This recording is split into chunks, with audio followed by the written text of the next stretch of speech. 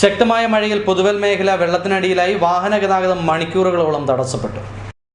ചെറുതായി ഒന്ന് മഴ പെയ്താൽ പൊതുവൽ പ്രദേശം വെള്ളത്തിനടിയിലാകും. ഇപ്പോൾ ഇത് വാർത്തയല്ല. പത്തനാപുരം അടൂർ പ്രധാന പാതയിലൂടെ വാഹന ഗതാഗതം മുടങ്ങും. പ്രധാന പാതയിൽ വെള്ളത്തിലൂടെയുള്ള ഗതാഗതം നിരവധി വാഹനങ്ങൾക്ക് ലക്ഷക്കണക്കിന് രൂപയുടെ കേടുപാടുകൾ സൃഷ്ടിച്ചിട്ടുണ്ട്. ഇത്തരം സാഹചര്യത്തിൽ പരസ്പരം പഴിചാരാനാണ് ഇവിടുത്തെ പൊതുപ്രവർത്തകർ തയ്യാറാകുന്നത്.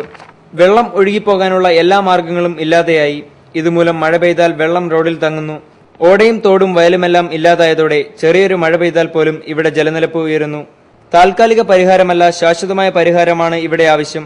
അല്ലെങ്കിൽ പൊതുവൽ മേഖല ഒറ്റപ്പെടുന്നതിനും വൻ ദുരന്തത്തിനും ഇത് കാരണമാകും. GCN news Pathanapuram. പ്രധാന വാർത്തകൾ വീണ്ടും. പത്തനാപുരം നഗരത്തിൽ പട്ടാപ്പകൽ മോഷണം, സ്വർണവും പണവും അപഹരിച്ചു.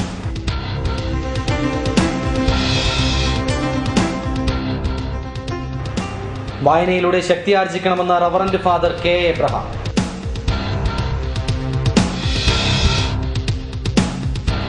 ശബരിമല വികസനം പ്രഥമ പരിഗണനയെന്ന് ജില്ലാ പഞ്ചായത്ത് പ്രസിഡന്റ് ബാബു ജോർജ്.